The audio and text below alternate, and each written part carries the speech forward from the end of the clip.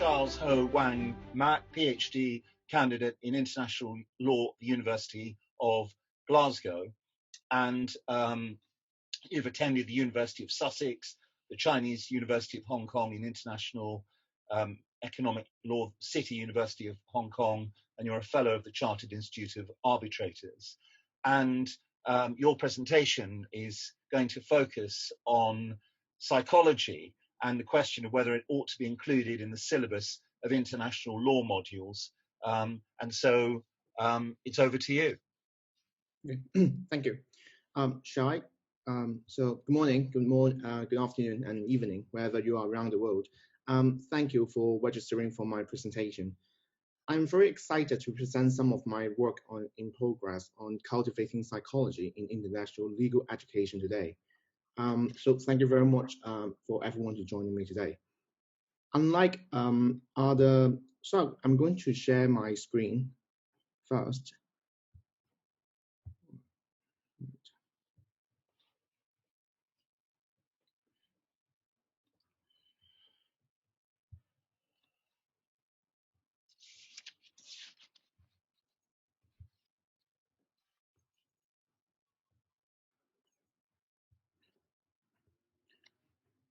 So, unlike other disciplines, the study of law purports to base solely on reasoned analysis, devoid of ideological bias and unconscious influences, inspired by the psychology of international law and introduction, written by Professor Anne van Arkind and Professor Truman Brood. Cognitive research and behavioral economics have been overlooked by public international law scholarship for years. This is pity since they can uncover the unconscious influences on legal rules that so often go unobserved. International legal education is important to train foreign policymakers. Throughout the years, international political psychology and the applications of behavioral economics are becoming more important in the discipline of international law. Therefore, psychology is one of the significant disciplines of international law and ought to be included in the syllabus for international law subjects. No doubt,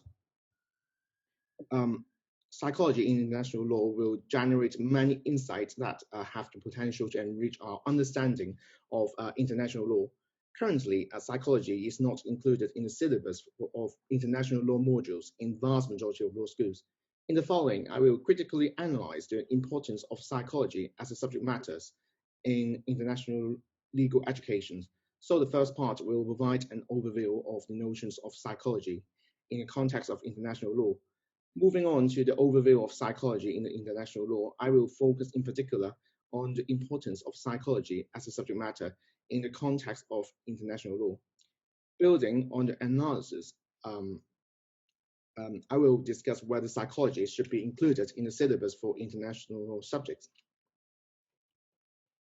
So, as identified by Andreas Kabadis, the plethora of applications of psychology to law can be differentiated in terms of what has been defined as psychology in law, psychology and law, and psychology of law.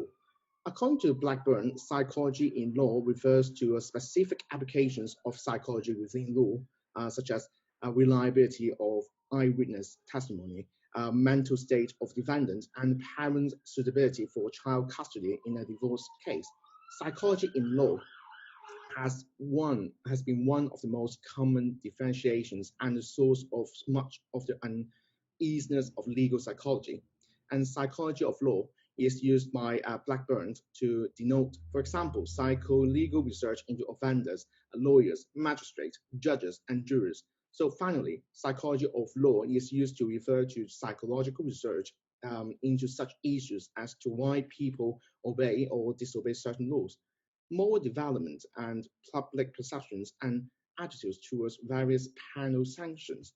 And the most relevant plethora of application of psychology is the law that's applicable to international legal education is psychology of law, where it can be used to explore issues as to the reasons why states agree to ratify certain international laws as well as the public perceptions. As noted by Professor Anne van Arkind and Professor Truman Brood's work, psychological realities have been underappreciated, even though the experiments yet more factors to consider, more perhaps better tools in the toolbox that may enable sustained cooperation in the international realm. And they have also pointed out that there are some strongly intercalated methodological challenges in the behavioral research agenda, like the choice of research questions and methods, which is relevant units of analysis. So, psychology is a scientific study of human behaviors and minds. Behind every political decision-making process and actions, there are sophisticated psychological mechanisms. However, those psychological mechanisms are overlooked constantly by mainstream international relations and international law scholarships. International law and international law, sorry, international and international relations are closely associated. International law is a set of rules, norms, and standards that are generally accepted in relations between nations, which is significant in the policy-making process and will guide the behaviors of countries. As a set of studies examining the driving force behind the behavior of states, i.e. both international cooperation and conflict, international relations plays an important role in shaping the context of international law. Historically, there are many examples of international legislations in the United Nations that could not enter into force because of not enough member states of the United Nations were willing to ratify it. For example, the Vienna Convention on Secession of States in respect of state property, archive, and that of 1983 has not yet entered into force because of the um, insufficient number of ratifications since its lack of signatories by member states of the United Nations. Therefore, it is crucial to understand more about international relations for a better understanding of the international lawmaking process. And further, a basic understanding of psychology, in particular, political psychology, is essential for students to understand the underlying principles of international relations and international law. And this is because political psychology is the study of psychological process that shape political behavior and of the process by which political events influence the psychological reactions of individuals and groups. And because political psychology is such an expansive field, even within the narrower disciplines of international relations, it is difficult to find a definite statement that covers everything. And Daniel Kahneman and Amos Tversky are the key pioneers in constructing, on the basis of clinical experiments, a variety of decision-making models that international relations scholars have used. And besides, the study of international law involved an in-depth analysis of applicable legal framework in conflicts between states. And however, international law scholarship often focuses on legal framework itself and neglects the legislative intent of the law. Since the search for legislative intent is crucial for statutory interpretations, and it ought to be focused on as well. Additionally, judges and councils often use legislative history in the interpretation of statutes, and a comprehensive understanding of legislative intent requires not just the use of legislative history, but the international relations and political psychology theory as well. And this is because the legislative intent of international law often driven by political reasoning that could be analyzed from a political psychological perspective. And so along with the combined study, along from the combined studies of other social sciences, such as international relations and the law, psychology and the law have been expanding markedly over the last few decades, and law schools often offer courses in both law and international relations at the same time. Yet, psychology, in particular, political psychology of international relations, is not included in the syllabus of international law modules in vast majority of law schools. And since international law is significant in the political policy-making process, which would guide countries' behaviors, international legal educations is crucial to train foreign policymakers. and a successful learning process for law students to understand the underlying principles of international law consists not just the law itself, but the international relations and the political psychology. And it is worthwhile for law schools to consider teaching about psychology, in particular the political psychology, in their international law modules. And most of the scholars in international law do not have a solid education background in psychology.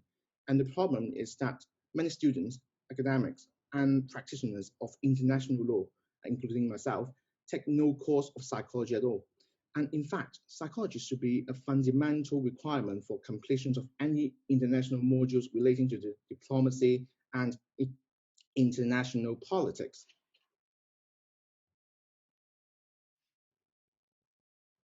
In order to include psychology in the syllabus for international law subjects, more research in this field is required, including more tailor-made experiments, and there are still some knowledge gaps for international law experts lies to the realm of psychology. And there is a strong need for psychology requirements for all international law, strategic studies, public diplomacy, and so forth. But it seems to go largely overlooked. Without question, psychology in international law will generate many insights that have the potential to enrich our understanding of international law. If psychology were one of the mandatory requirements for completion of an international law modules, law school shall explain the psychology theories in an easy to understand way. Of course, students cannot stay in the school forever, and there are many courses that can be taken after schools. Legal industries require continuous learning. Psychology are not fluffy and useless subjects that international law syllabus should only take an optional electives simply to meet institutional prerequisites for graduation. Psychology is a serious subject that shall give a more central role on the international legal education. A better understanding of psychology will enhance students' knowledge in international law. International lawyers are global citizens, which is a highly influential citizen.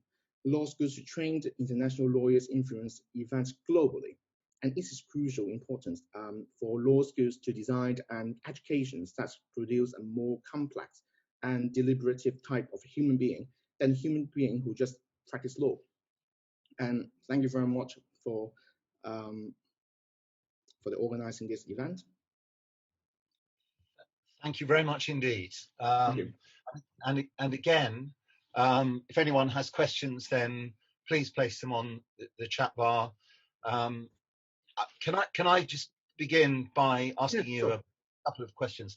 Firstly, I appreciate that you're an international lawyer, but would you be in favour of psychology being introduced as a topic, a core subject, or an optional subject in any form of legal education, international or otherwise? Yeah, definitely. I think psychology should be a compulsory mandatory subject for the law schools. Every law student should study psychology, not just international law students, but other law students as well. Since psychology, every law student, every lawyer should learn should have some basic understanding of psychology to be able to be a better lawyer. And when you speak of international law and the relationship with psychology, I mean, in sort of bringing it back to basics, you're talking about law students receiving some sort of training into the psychology of international relations, political policy, international political philosophy, and so on. But leaders, politicians, governments change. So, I mean, psychology principally relates to the individual, doesn't it? So how could there be any form of consistent compelling guidance as to the psychology of a particular country's international policy or political philosophy when it's a moving feast? I think political psychology is not a study for a particular government. Rather, it is a psychology subject that study the whole regime, not just that particular term of government. I suppose. But when you say regime, I mean training in psychology for law students would it be directed at the culture of a given nation or the political philosophy of the government of the time, or what? I think it will be more psychological, more social science, in the way of teaching students how to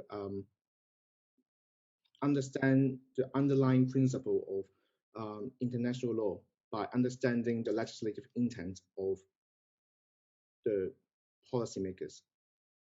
All right, well, there's a question from Simon Bruman, which is as follows. Do you think law lecturers need training in relation to quantitative techniques? They tend to predominate in psychology. Yeah, I do. I think quantitative techniques are crucial for every discipline, not just law, but every discipline in social science. And law as one of the subjects in social science. And for those law lecturers, they should learn more about both, not just quantitative, but also qualitative methodology as well. All right, thank you for that. And then further question from Sharon Wong is as follows. To what extent is your argument specific to international law, or is this a specific example of a claim about the potential value of the study of psychology in all legal education? We've briefly touched on that, but it's a good question because it really goes to the gravamen of what you're proposing. So what do you have to say about Sharon's question? I believe psychology is not just important for international lawyers. Rather, psychology as a subject matter is crucial for every law students, every lawyers. For example, in particular for those dispute resolution lawyers, they should learn about psychology. For example, for mediators, in order to practice as a good mediators, they should learn how to rectify the feelings of the parties, and psychology plays an important role at that. And if law students they learn more about psychology, and their skills in mediating, in communications will be enhanced. Right, thank you. And then there's a question from former Dean of CUHK, Professor Chris Gain, which is as follows. Are there domestic law subjects that you have seen that include psychology successfully that have reformed your research?